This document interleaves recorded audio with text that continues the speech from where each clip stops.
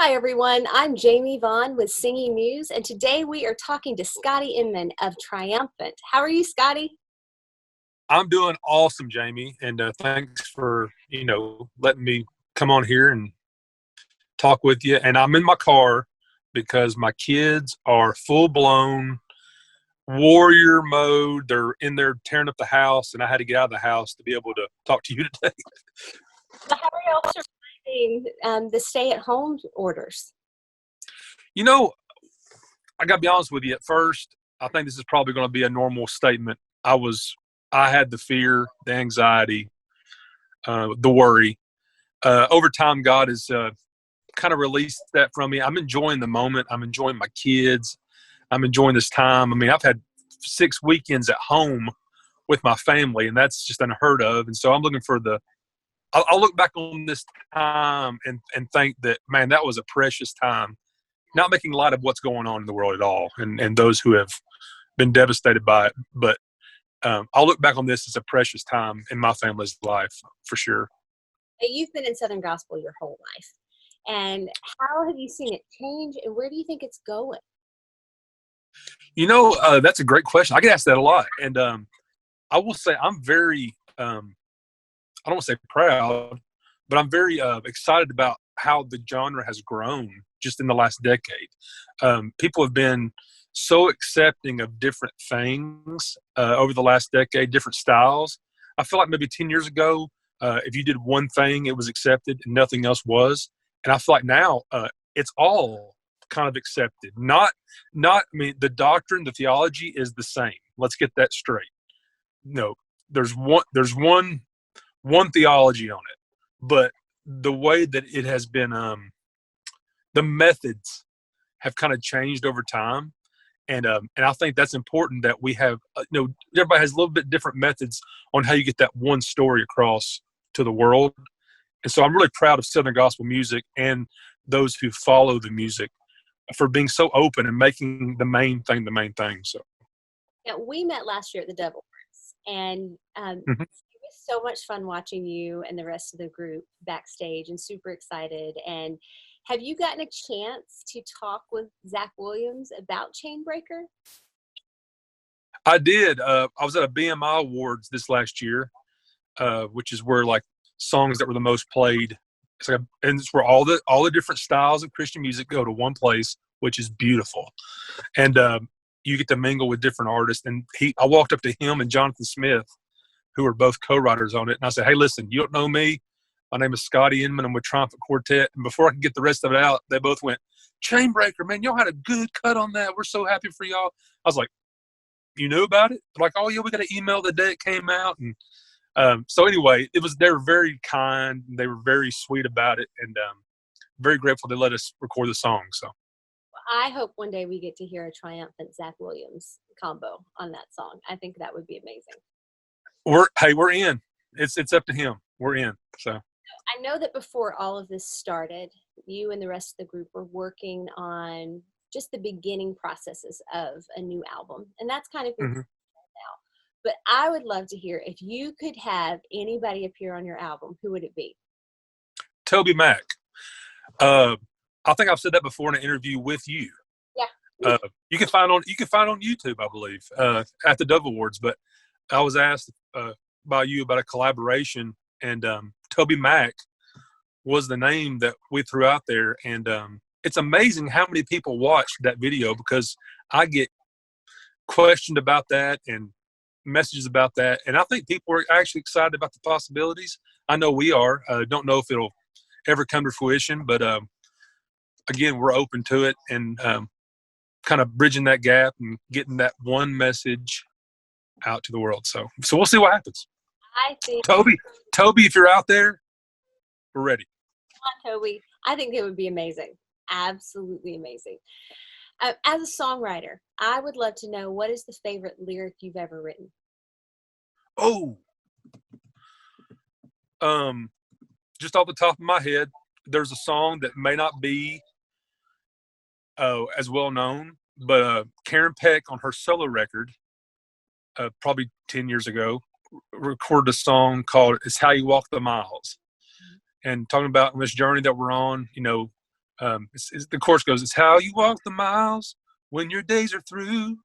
When you say, well, when this, it's how you walk the miles when this life is through. Can you say when life is over, you did the best that you could do? It's how you show the world that Jesus is the way.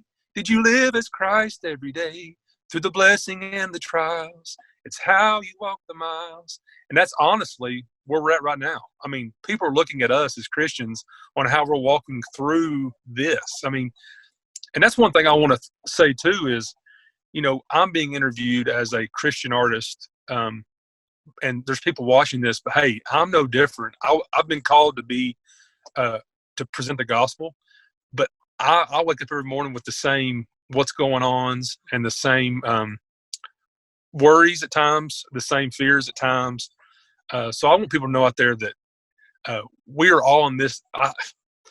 The terms "we're all in this together" has been said a lot, but literally, like as children of God, we're all in the same circle looking to Him for help. Whether you're the preacher or the new Christian, it's just the way it is. And so, if you look at it that way, people are looking at us on things we post on Facebook.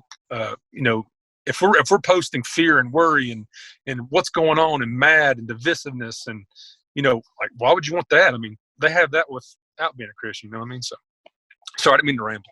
No, you weren't rambling. I thought that was great.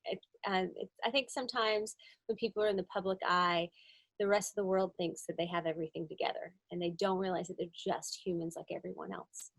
Yeah, and I will say, me with many other people, I've battled with anxiety and it's just, and anxiety is not of God. I mean, that's, it's in the Bible.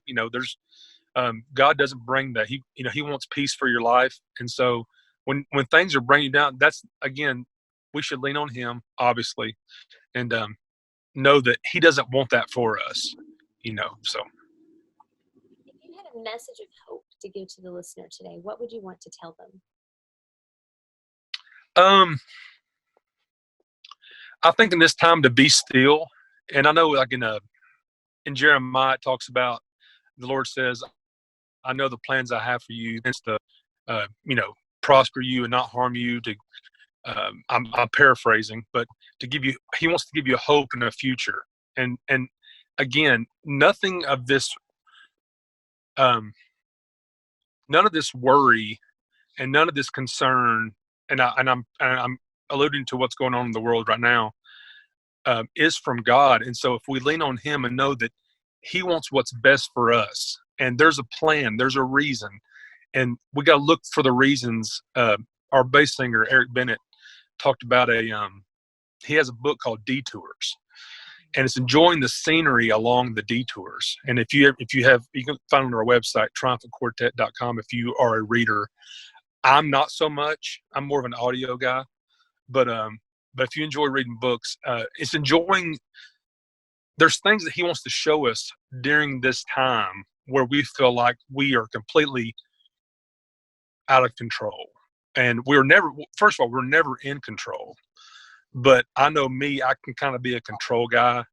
Not in a mean way, but I want to know that I have it under control, and I have plans, and I have way ahead of time. I know exactly what's going to happen in my mind, and then something like this happens, and I'm like, I have nobody has any. This is one time where nobody has any control. We are all sitting here going, what are we going to do? So, and unfortunately, that's the times we tend to lean on God.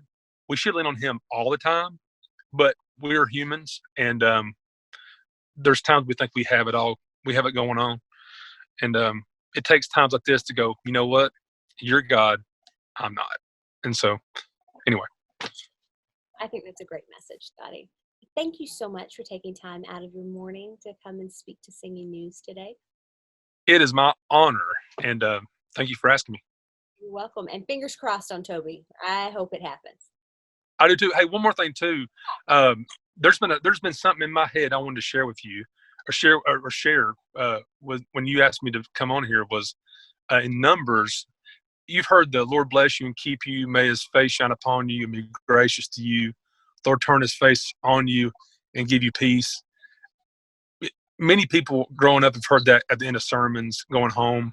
There's a song out right now about it, the blessing, and our pastor Sunday morning ended with that on the internet. And honestly, like, that has been in my head so much. And so I wanted to just say that, Lord bless you, Lord keep you, may his face shine upon you, may gracious to you, Lord turn his face upon you and give you peace. And I mean, honestly, that's helped me, and hopefully it'll help you.